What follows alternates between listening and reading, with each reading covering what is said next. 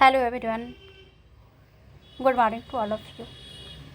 आज हम लोग अंतर्राष्ट्रीय संबंध के बारे में एक क्वेश्चन आता है कि सामयिक, समसामयिक कहिए या सामयिक कहिए, एक ही बात है। सामयिक अंतर्राष्ट्रीय राजनीति में उभरती हुई नवीन प्रवृत्तियाँ और इसके प्रमुख मुद्दों का विश्लेषण कीजिए। ये मेन क्वेश्चन है, ठीक है। और इसी से आधारित कुछ बदल के भी आता है, जैसे कि सामयिक अंतर्राष्ट्रीय राजनीति में उभरती नई प्रवृत्ति और इसके मुद्दे, या फिर अंतर्राष्ट्रीय विश्व व्यवस्था में परिवर्तन के प्रमुख कारण कौन कौन से हैं, ये भी क्वेश्चन आता है। तो दोनों एक ही हुआ, या फिर समकालीन सामयिक आवे या समकालीन अंतर्राष्ट्रीय संबंधों में उभरती सामयिक प्रवृत्तियों एवं मुद्दों की विवेचना कीजिए। तो इसमें मेन मुद्दा है कि जो सामयिक अंतर्राष्ट्रीय राजनीति है उसमें जो नई बातें उभर करके आई है, जो नवीन प्रवृत्तियाँ उभर के आई है, वो कौन सी मुद्दा है जिसके कारण ये जो है अंतर्राष्ट्रीय विश्व व्यवस्था में परिवर्तन आ गया है। तो मेन यही है। और किसी भी ये तीनों में से किसी भी क्वेश्चन आता है तो आपको एक एक बातों का जो है जवाब देना है। और ये दीर्घ उत्तरीय क्वेश्चन है और ये स्पेशल रूप से अंतर्राष्ट्रीय राजनीति पॉलिटिकल साइंस के अंतर्गत अंतर्राष्ट्रीय विषय में आता है, इतिहास से भी रिलेटेड है। तो आप इसे जो है क्वेश्चंस के आधार पर आप जिस भी विषय में आता है और फिर प्रतियोगिता के व्यू से भी ये जो है इम्पोर्टेंट है, क्योंकि इसमें जितनी भी प्रमुख मुद्दा है इस मुद्दे के तहत आपको सारी बातों का जो है जानकारी हो जाएगा, जिसकी वजह से जो है आप लिख सकेंगे। तो ये दीर्घ उत्तरीय है और इसको जो है हम डिटेल से पढ़ेंगे। और जो पॉइंट्स है,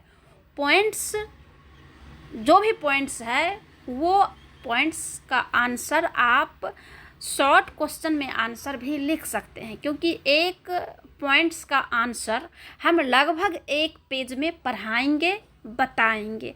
लिखना कितना है आपको वो आपके ऊपर निर्भर है, कैसे लिखेंगे, कितना लिखेंगे, ठीक है। अगर शॉर्ट क्वेश्चन आता है तो आपको एक दो पेज में तो लिखना ही पड़ता है, ठीक है। तो जितने भी इसमें कारण है, प्रवृत्तियां है, मुद्दा है, वो हम एक एक करके हम डिटेल से पढ़ाएंगे। लिखना आपके ऊपर है। चलिए आगे बढ़ते हैं। इसे हम जानते हैं कि सबसे पहले सन 1991 से 2014 तक एक के बाद एक ऐसी घटनाएं हुई जिन्होंने कि अंतर्राष्ट्रीय राजनीतिक व्यवस्था में आमूल चूल परिवर्तन कर दिया। जैसे कि द्वितीय विश्व युद्ध के बाद वाली जो विश्व व्यवस्था है वो पुरातन सी लगने लगी है, यानी कि द्वितीय विश्व युद्ध के बाद जो भी व्यवस्थाएं थी उस समय, तो द्वितीय विश्व युद्ध जो है वो पुराना सा लगने लगा।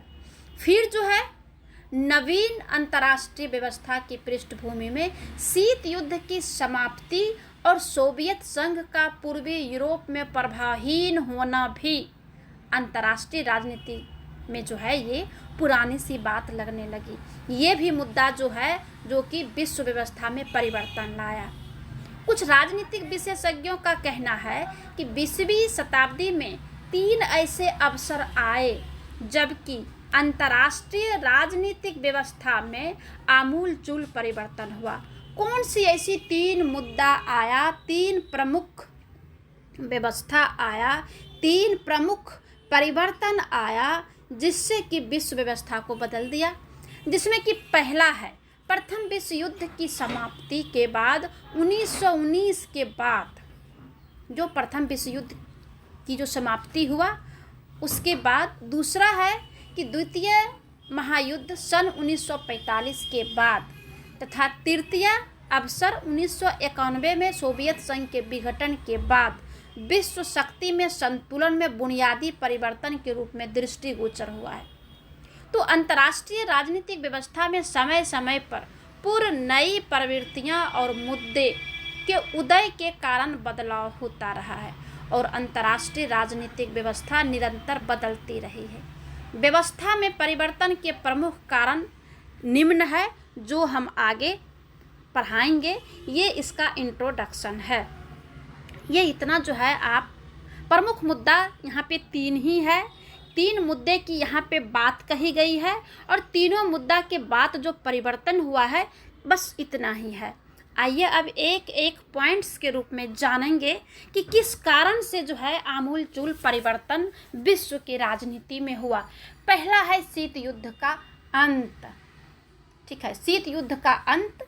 शीत युद्ध, जो अगर शीत युद्ध को पूरा डिटेल्स से पढ़ना है तो हम क्लास 11th में क्लास 12 में लिखा हुआ है वीडियोज में, क्लास 12 शीत युद्ध की समाप्ति। तो ये जो है पूरा हम डिटेल से पूरा क्लास हम लिए हैं। शीत युद्ध की समाप्ति के लिए आप वहाँ जाके पढ़ सकते हैं। यहाँ पे आपको शॉर्ट में बताएंगे कि द्वितीय विश्व युद्ध के बाद की विश्व राजनीति की प्रमुख विशेषता अमेरिका और सोवियत संघ के बीच शीत युद्ध की राजनीति का चलन था।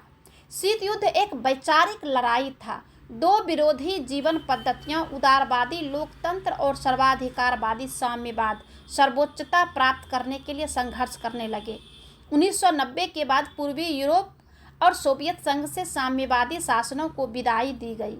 साम्यवादी दलों पर प्रतिबंध लगा दिया गया। इसके साथ ही शीत युद्ध की समाप्ति हो गई। शीत युद्ध जो है मुख्य रूप से अमेरिका और सोवियत रूस के साथ ये वैचारिक युद्ध था। ये हथियार, गोली, बंदूक, बारूद से नहीं, विचार की लड़ाई थी। इसे ही शीत युद्ध कहा। दूसरा जो है एक ध्रुवीय विश्व।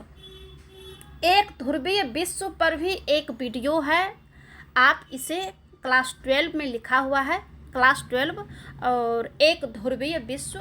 तो इसे आप पूरा डिटेल से जानने के लिए वहाँ पढ़ेंगे।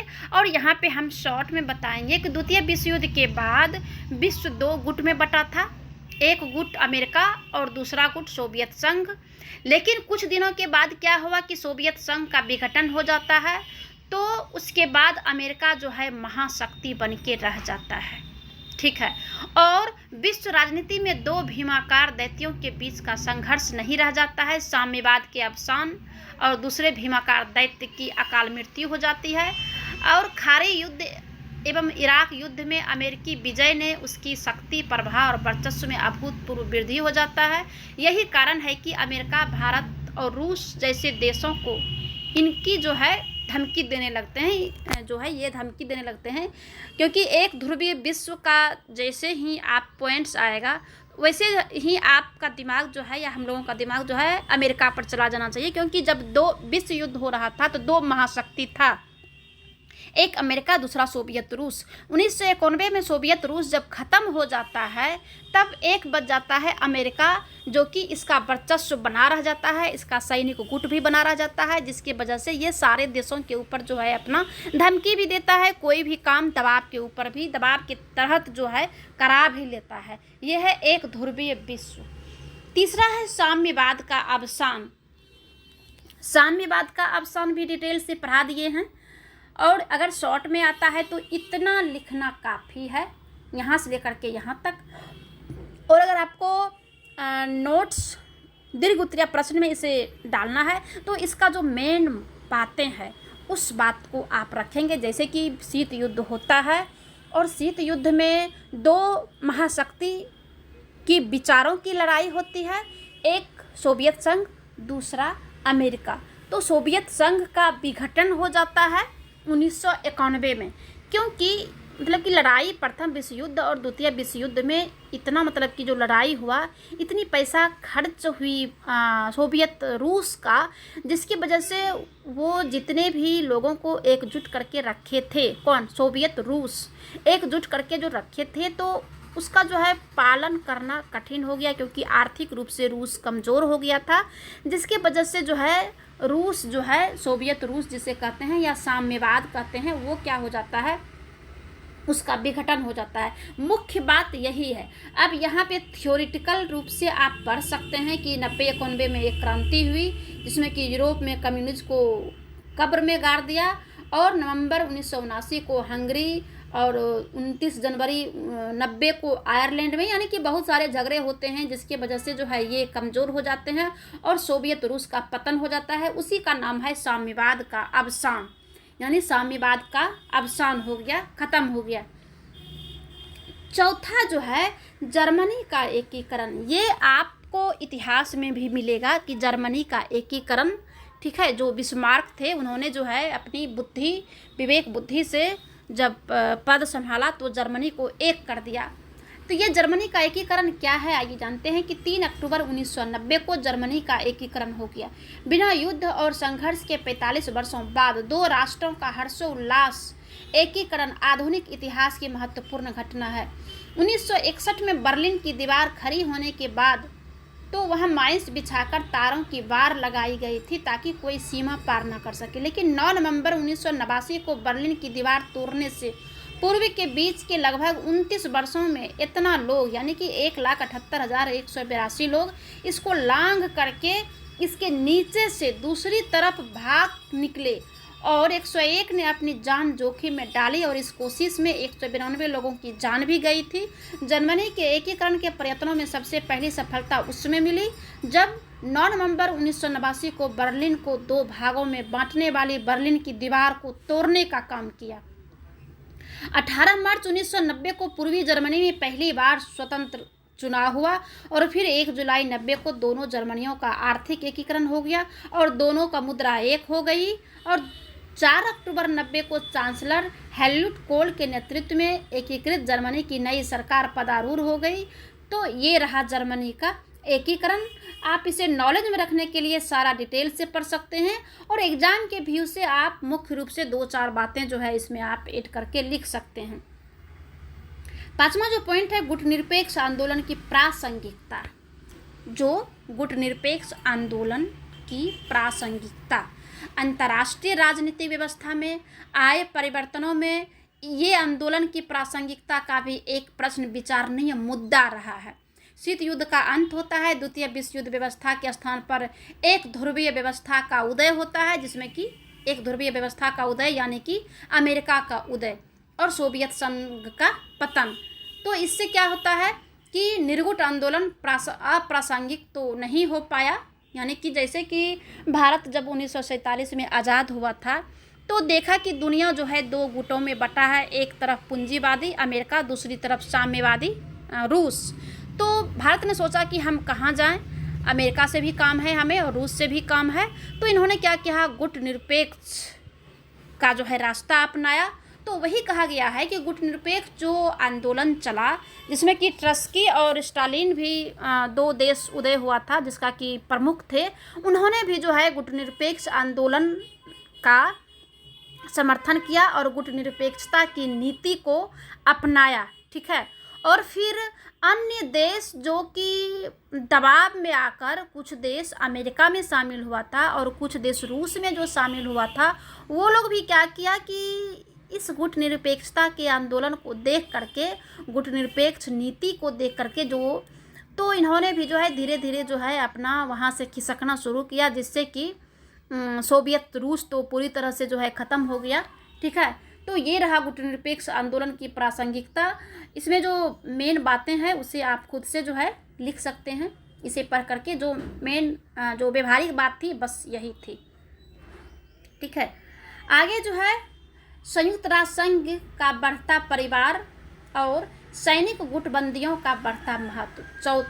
छठा जो क्वेश्चन है वो है यूएनओ का बढ़ता परिवार। क्या हुआ था कि मेंबरशिप जो है, यूएनओ का जो मेंबरशिप है वो 45 में इसका जो संगठन हुआ था, जिसमें की संख्या 25 थी, और आज जो है 193 है। तो आज न केवल संयुक्त राष्ट्र की सदस्य संख्या में वृद्धि हुई है, बल्कि अंतर्राष्ट्रीय राजनीति में उसकी सक्रियता भी बढ़ी है। संयुक्त राष्ट्र उसके 17 विशेष अभिकरण एवं 14 मुख्य कार्यक्रम है, जो निधियां विश्व के किसी भी कोने के प्रायः सभी मानवों से संबंध रखता है। ईरान इराक युद्ध की समाप्ति में, नामीबिया की स्वतंत्रता में, कुवैत को इराक से मुक्त कराने में, ये जो है बहुत बड़ी इसकी प्रासंगिकता रही है, क्योंकि इसका परिवार बड़ा हो गया है। जिस समय इसका संगठन हुआ था 1945 में तो 50 देश था और अभी 193 हो गया है। अगला जो ये पॉइंट्स है, सैनिक गुटबंदियों का घटता महत्व। जैसे कि द्वितीय विश्व युद्ध के बाद जो शीत युद्ध हुआ था तो अमेरिका जो है नाटो का गठन किया था, जो कि सैनिक संगठन है, और रूस जो है वार्सा पैक्ट का गठन किया था, ठीक है, जो कि सैनिक गुट था। तो अभी भी नाटो जो है बना हुआ है, लेकिन सोवियत रूस का जो वार्सा पैक्ट था वो ख़त्म हो गया है। तो ये जो है सैनिक गुटबंदियों का घटता महत्व, और जो जहाँ नहीं बना था और जहाँ बना है, जैसे कि नाटो बना है तो उसका उतना कोई महत्व नहीं देता है कि जब अमेरिका बनाया हुआ है नाटो, यानी कि नॉर्थ अटलांटिक ट्रीटी जो है, तो ये इसको देख करके अन्य देश जो है बनावे, ऐसा कोई नहीं समझता है। अब ज़्यादातर जो है आर्थिक महत्व को ज़्यादा महत्व दे रहा है, तो इस वजह से जो है सैनिक गुटबंदियों का भी ये हुआ है। ये 7 पॉइंट्स अभी मैं बता रही हूँ, उसके बाद अगले वीडियो में हम इसके आगे का पॉइंट्स बताऊँगी।